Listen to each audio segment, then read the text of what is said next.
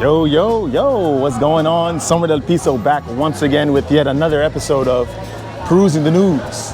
But like I said, Sombra, the captain of the cruise, or the Lord of the Fools, or the orchestrator of the blues. Now, that's the news, actually. I'm actually trying to make you guys feel better about the blues of the news. What we're gonna do today is, as per usual, analyze the news that I've, looked up for you guys, the articles that I've looked up. So like, comment, subscribe, and let's get right into it. We're in Leos, La Otra Vez. I've done probably 3 or 4 videos in this place, man. I do so much advertising. If I don't get anywhere, then it's just useless advertising. If I do, then these guys should give me a check, cut me a check. So what we're gonna do, actually, let's just skip straight forward into the news, shall we? We are going to watch and read the news articles, and then we're gonna go forward with our life. Yeah? What we got saved? I got some, oh my goodness, I got some really good ones. I got some really good ones. I was actually on the way home from our horrible, devastating loss to the Florida Panthers last night, and I found some of these videos. So let's check it out. This is something I have a little connection with. Bloomsburg Business Week, written by a Cecilia D'Anastasio, right? Oh, gracias, señor. Guayaba. Ah, sí, guava. Sí, con leche. Con leche y Sin azúcar. Sí, gracias. Oh, yo voy a pedir algo también. Yo voy a pedir el T-bone steak, por favor, temperatura medio. Si está bien, con arroz y maduro, dulce. ¿Cuál sería? Es como, yo lo olvido, es ese, 38. Ah, ok. Sí, sí, con arroz y maduro, por favor. ¿Término qué?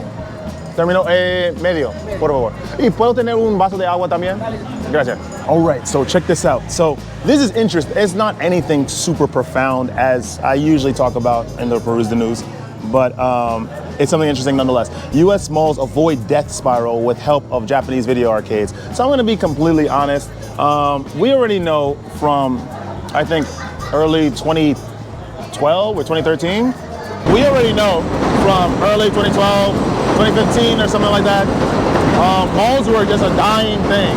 Once upon a time, it was a hangout for a lot of people before, the ubiquitous spread of iPhones and smartphones, right? Once upon a time, we would hang out after school, visit the Abercrombie store. Then we go to Sbarro for pizza. Then we go to play some arcades. Then we just go to all these random clothes stores, The Gap, Aerie, American Eagle, you name it. But now, obviously, with the rise of Amazon, the rise of smartphones, malls are becoming more and more of a space with many separate spaces underneath in its midst.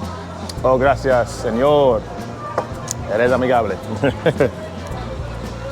As an attempt to keep malls alive, I guess they're putting in Japanese video games. I want to hear this. I have a deep connection with arcades. So I just want to hear what kind of, maybe they'll tell us what kind of arcades they're putting inside the malls, November 2021, Eric Bunyan led a group of Japanese business people through an empty space in the Danbury Fair Mall that had once been a Forever 21. I forgot that. That's in malls as well. The Girly Pop retailer had vacated the 2-story, 60,000 square foot location after going bankrupt in 2019 during a grim year-long stretch in which the Connecticut Mall had also lost its Sears and its Lord & Taylor. Bunyan, who was in charge of leasing for the mall's owner, Mace Rich Company, recognized that department stores weren't returning to glory. The internet, he says, meant there are better, faster, cheaper options for buying underwear and t-shirts.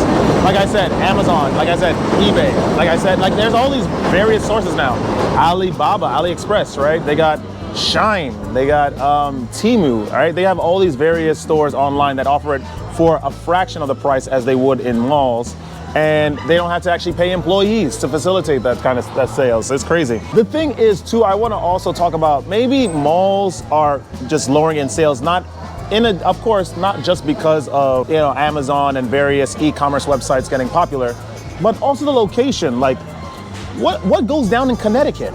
Call me ignorant, but I don't even know what happens in Connecticut. Maybe I'm just silly and just unaware, right? But I just know in Connecticut, maybe nothing's happening, but in Medellin, right, in Colombia, it's a way weaker economy than the West. They got the Santa Fe Mall, right? I think it's the biggest mall in Colombia, and it does so well. It makes so much money, has all these various stores, Tools, Calvin Klein, all that stuff, and they're very popular. I've been back twice year increments between the 2 times that I went, a year increment. I saw it doing well. None of the stores closed. And I remembered where, what was where. I just think it also has to do with location as well. He thought his guest, representatives from the Japanese arcade chain Round One, that's in Philadelphia. I had fun there. They had some crazy Japanese arcades. Let's keep reading. Might offer a way to turn the massive space into something that would actually inspire people to leave their homes. By the time Round One's employees checked out of Danbury Fair, the company had more than a decade of experience striking deals with struggling mall owners. Dozens of American malls were already housing its locations with their LED-lit Japanese video games and Sapporo beer. Round One, which sees U.S. malls as a way to reduce its reliance on Japan as that country's population ages out of the prime arcade-going demographic, has been accelerating its efforts to build out its operations in the U.S. So, let me tell you my experience with Round One. Again, there was this girl I used to hang out with, nothing sexual at all, because I just wasn't attracted to her, and she was just incredibly angry. We were very, very good friends, however. I used to rent cars with her and drive from New York all the way to Philadelphia sometimes, just to like explore, just see the places and just have fun. We found this place in the mall called Round One, which is probably what they represent, these guys. And it had all these arcades, Beat Mania.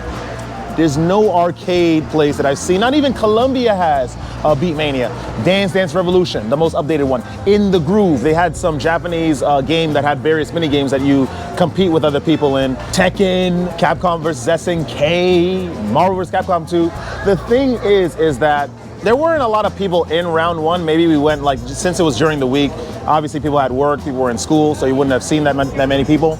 I do see Japanese arcades maybe as a way to sort of stimulate people coming into a mall. And I think it's a certain demographic. I don't think it's gonna be like a whole multitude of people that the mall used to bring in once upon a time before all these technological innovations and e-commerce website innovations, right? Round One opened its first US location in the Puente Hills Mall, a struggling shopping center in the LA suburbs, whose claim to fame was that Doc Brown used a parking lot to drive a DeLorean back in time in the 1985 movie Back to the Future, which I've never seen, by the way, sue me. The company has steadily expanded in the US since then, and in its most recent fiscal year, which ended in March, US stores accounted for 37% of its overall revenue, up from 16% 5 years earlier.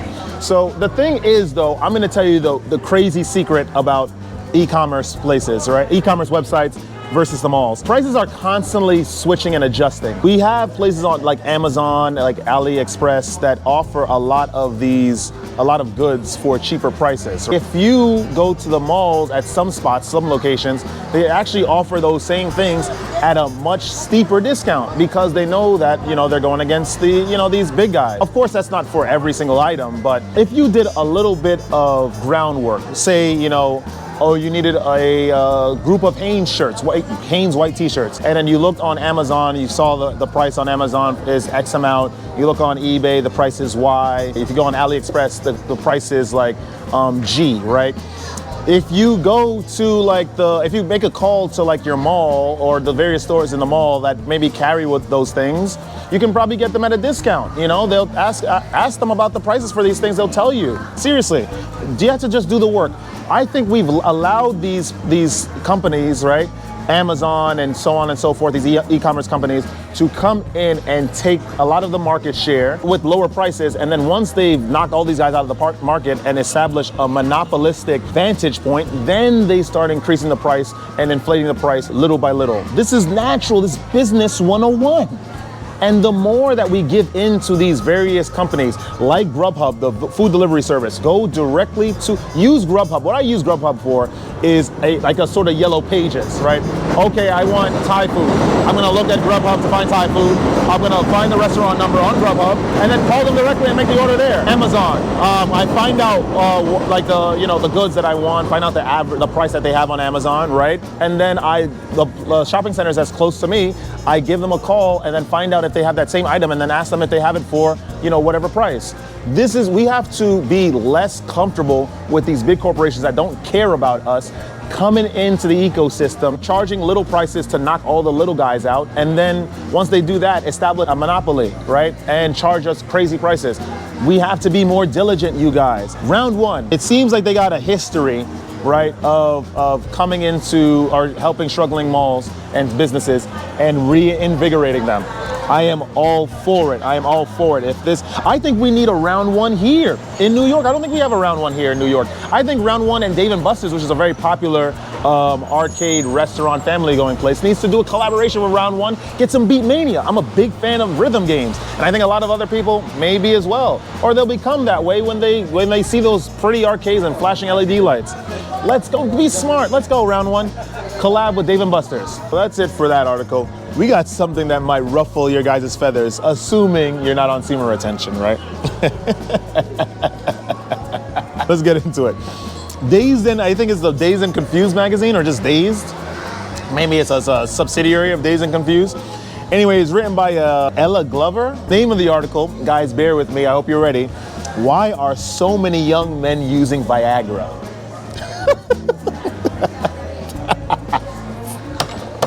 Why? I don't know.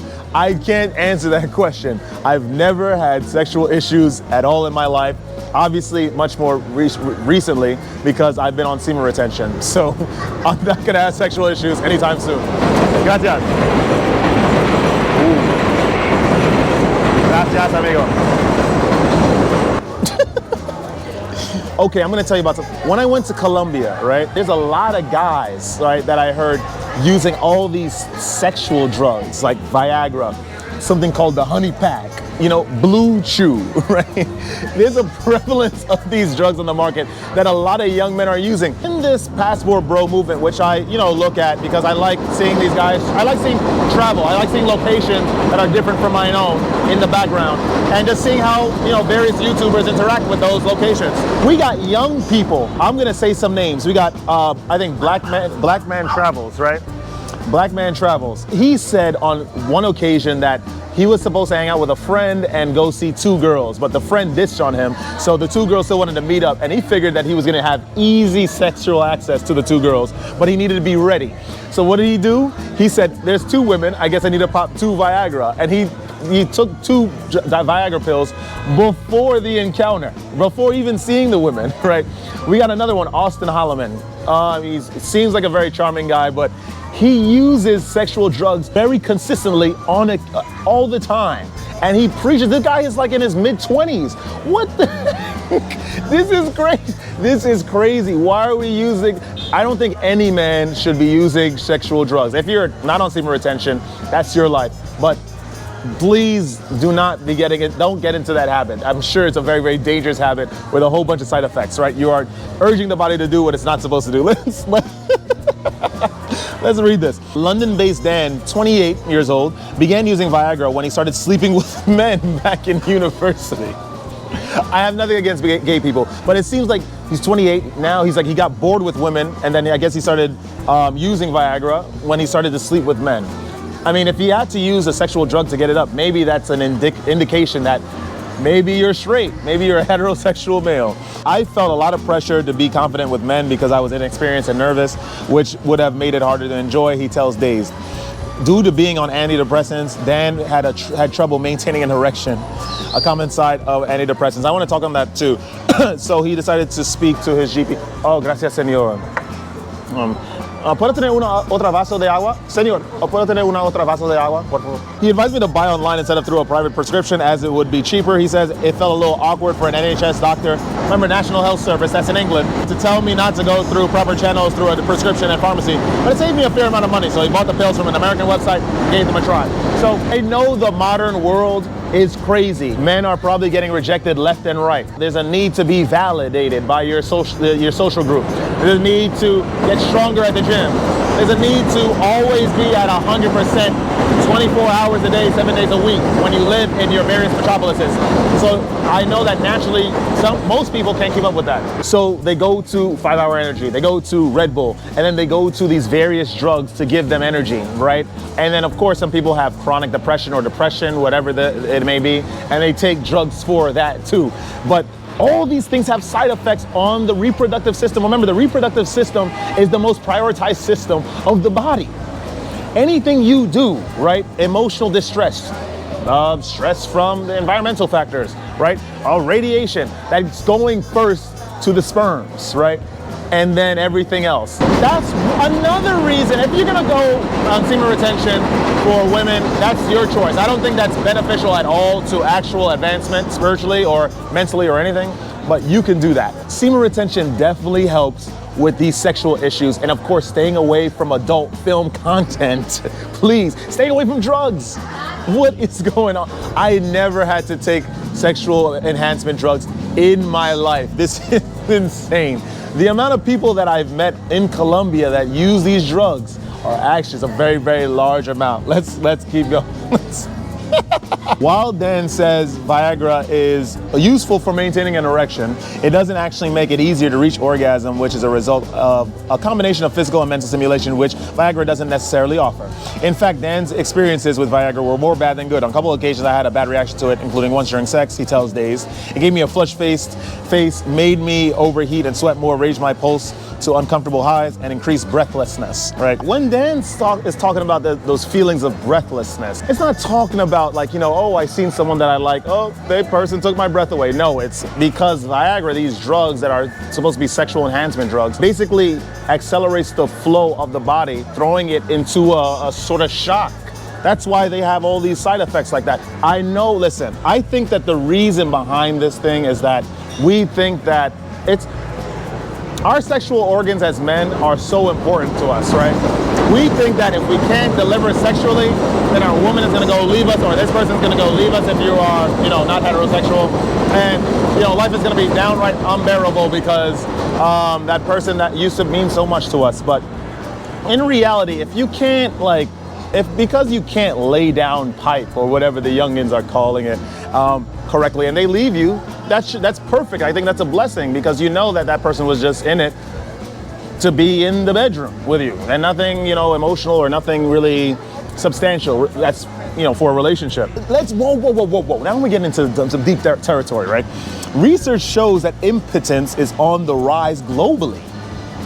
In fact, one study suggests that by 25 years old, some 322 million men will experience erectile dysfunction, more than double the estimated 152 million who were impotent in 1995. That was like 29 years ago. So 29 years ago, we had half of the amount of men that were impotent. Now, we got 322 million men that can't get, you know, solid, right? And it's gonna get worse. I think it's accelerated now because we're surrounded by so much technology. We're surrounded by radiation. We're surrounded by our phones. A lot of us are watching adult film content, and then we think that we could walk the fine line of watching adult content and pleasuring women, and that you just can't do that. This is crazy. Do you understand what this means? There's gonna be a lot of overcompensating men in the future that are gonna act very, very insecure with people that they believe, or other men that they believe are much more potent than they are. It reminds me of that movie with Chris Evans and Jason Statham, because Chris was like, you know, going head over heels, like, oh my God, I love Jessica Biel and I just want her in my life and I just don't know how to earn her trust and her love again. And then he kept complaining to Jason Statham, and then Jason was like, mate, at least your thing still works. My member doesn't even get hard anymore.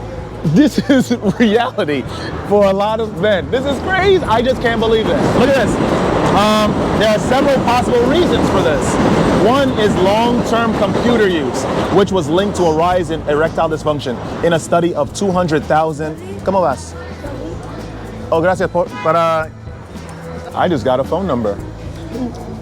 Maybe because she believes I'm potent to some degree.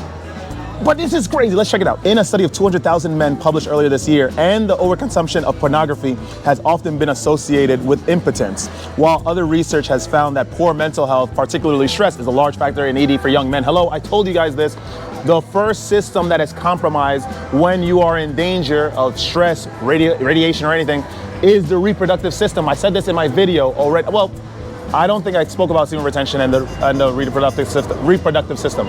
I'm gonna make a video on that eventually, don't worry. What we need to do as young men, right, is that let's closing statement.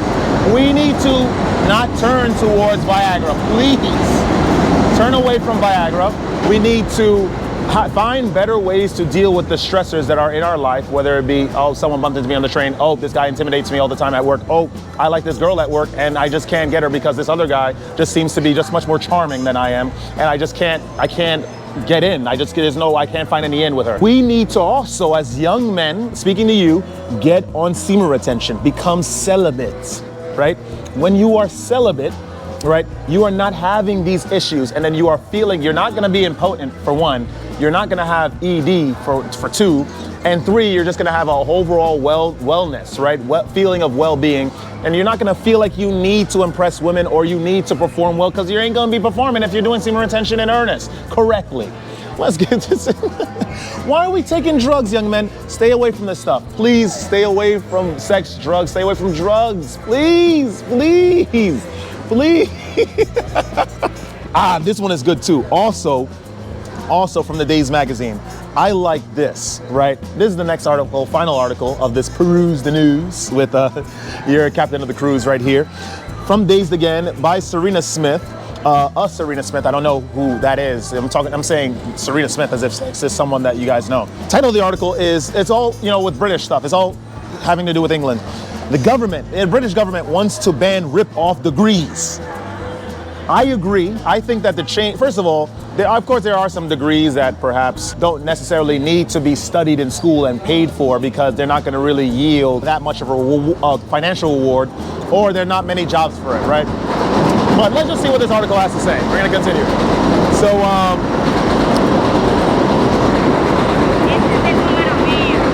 okay, gracias. Right, vale. Okay, gracias, te voy a llamar. Got another number. You see what being potent and I'm being on semen retention gets you guys?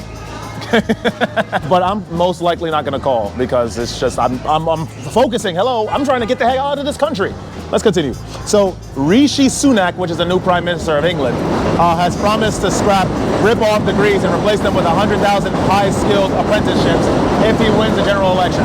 Or I guess he's not, the general election to put that in office or put that, I don't know. Under the Conservative plans, there would be legislation for granting greater powers to the Office for Students, the university's regulator, to get rid of degree courses that are underperforming. The value of a degree would be assessed based on dropout rates, job progression, and future earnings potential. Okay, so naturally, let's just think about something, right? The first degree I'm thinking about is liberal arts. Useless degree.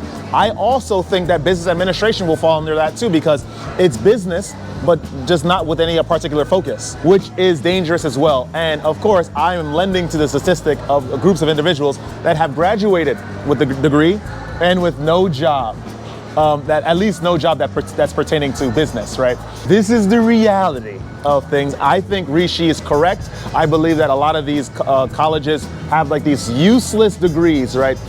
Creative arts, photography major, right? When you could easily learn that online in a year, right? Or 6 months by paying way less than what they ask of you in these universities. I agree with this wholeheartedly. I think they need to do this here in America. But the thing is, the people that are in power in the government and the people that run these colleges, they are in each other's pockets, right? Or they're helping fill each other's pockets. So that's not gonna happen anytime soon. Not saying it doesn't happen in England, but at least this guy is taking an active approach on doing something about this silliness, right? Speaking in Cornwall on Wednesday, Sunak said, "University is great and it makes a fantastic option for young people, but it's not the only option." I agree with that wholeheartedly. And what we do know is that there are university degrees that are letting young people down. These creative art degrees, we think that, we see a couple of YouTubers, we're like, man, I wonder what course they took in college to learn that, or I wonder how they got that information to be able to do that so creatively. Maybe they're in college for something else, liberal arts or something silly like literature, right? Because literature is silly as hell. I'm not gonna lie. I read a lot. I love to read, but ain't no way in hell that I'm going to pay, how much?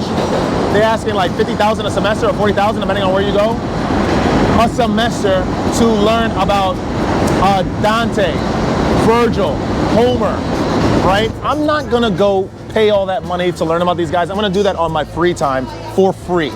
I think that Rishi is doing a great job. I know in hindsight, right, or in just, if you think about it just by a little, okay, we're losing a lot of creative degrees.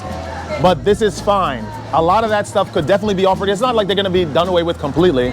They're going to be offered in in school, but as apprenticeships. So maybe you're not going to pay as much as you would pay for a 4-year degree, 2-year degree to learn that kind of stuff. One of the first times I agreed with someone from the Tory government, right?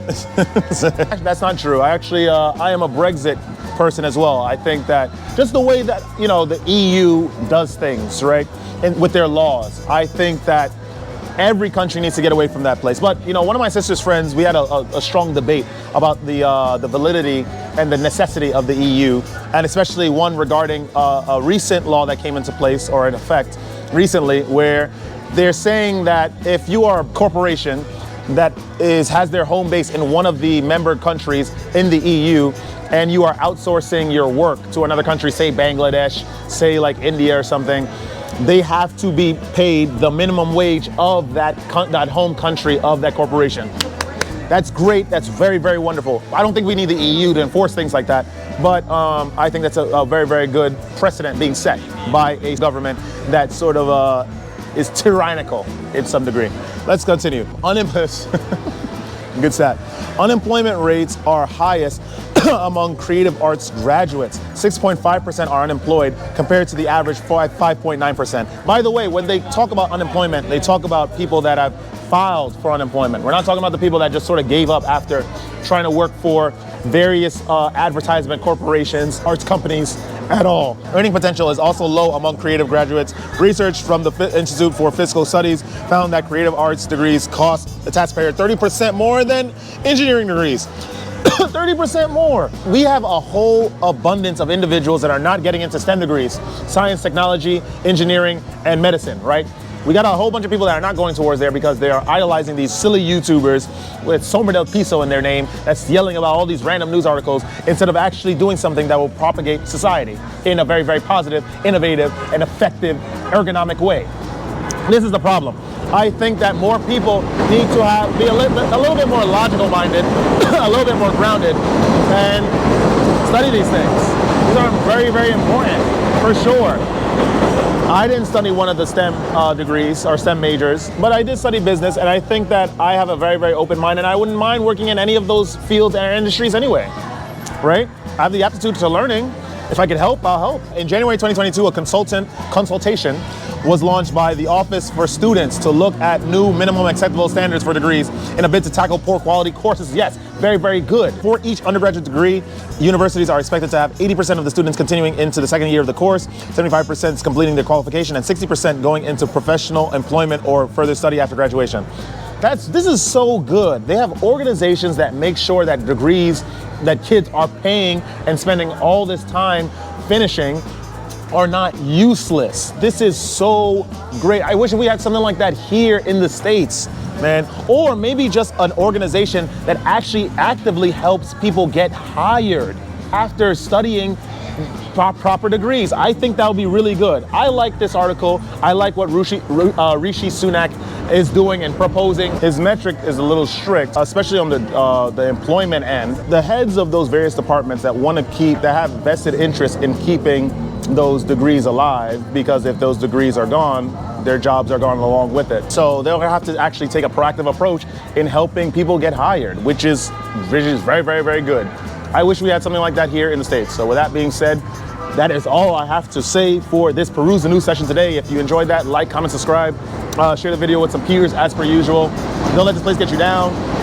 And don't let stressors and all these sex drugs get you down either, right? Because they will get you down, even though they're meant to get you up, right? That semen retention gets you up and up, literally and metaphorically, right? And spiritually and with the kundalini, right? And stay radiant. I'll see you guys in the next one. Woo!